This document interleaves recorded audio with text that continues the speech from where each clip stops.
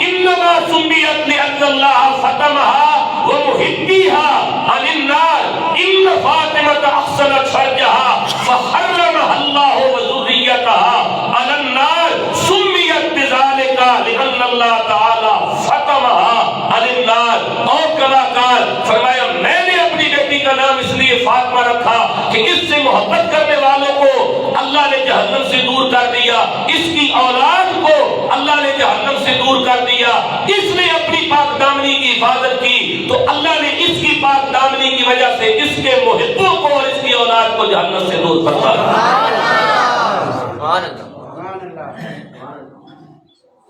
اب یہ تو نفس فاطمہ کا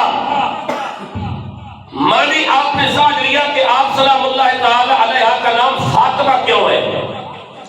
اب آپ کا ایک عظیم منصب اور آپ کا عہدہ اور آپ کا لقب ہے بتول. سیدہ کائنات سلام اللہ تعالی علیہ کا آپ سلام اللہ تعالی علیہ کا لقب بتول کیوں ہے؟ لفظ بتول بدلن سے بنا ہے اور بدلن کے معنی عربی زبان میں کیا ہے؟ کب الشیء و ابانہ عن غیرہ. اس کا بھی معنی وہی ہے کہ کسی چیز کا کسی چیز سے جدا ہونا, علیحدہ ہونا, منفرد ہونا, کٹ جانا. تو علماء محققین نے بتول کا معنی کیا ہے بطلا وتبتلوا انقطع للدنیا الی اللہ, جو دنیا سے کٹ کے اللہ سے اپنا تعلق ہمیشہ کے لیے جوڑ لے اسے بتول کہتے ہیں. سبحان اللہ.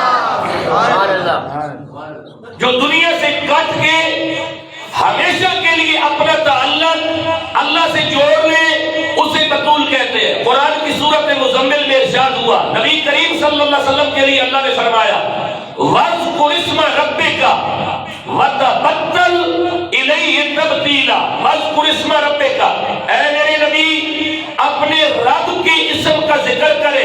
وَاذْكُرِ اسْمَ رَبِّكَ وَتَبَتَّلْ إِلَيْهِ تَبْتِيلًا.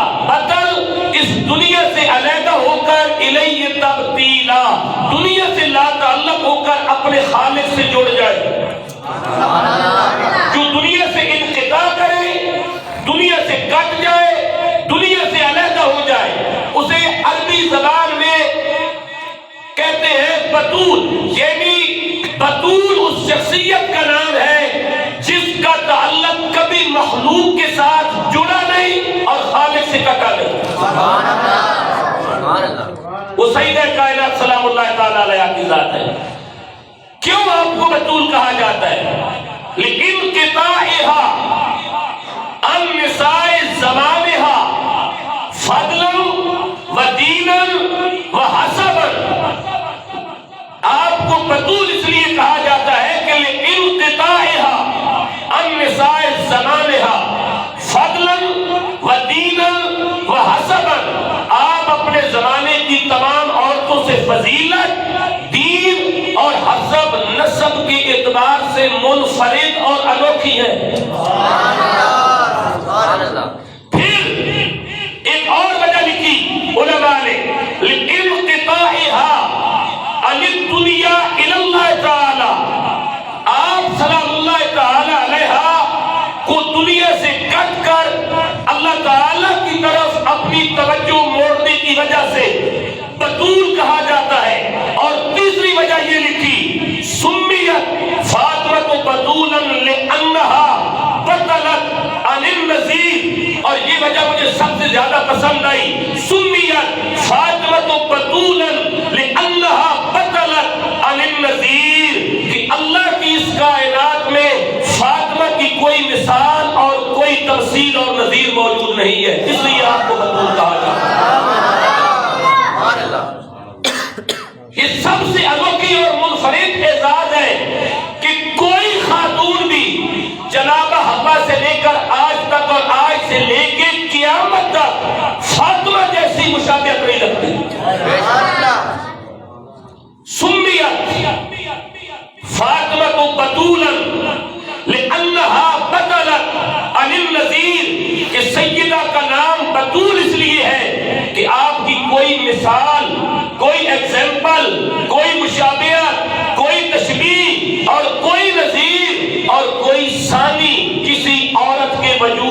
دوبارہ قیامت تک نہیں ہو سکتا، اس لیے آپ کو بطول کہا جاتا ہے۔ بطول۔ اب ان معنی پر غور فرمائے ذرا کہ یہ فاطمہ بطول اپنے اندر کتنی فصاحت و بلاغت رکھتے ہیں۔ اب زبان رسول صلی اللہ علیہ وسلم سے آپ کو ایک نام عطا فرمایا گیا، زہرا۔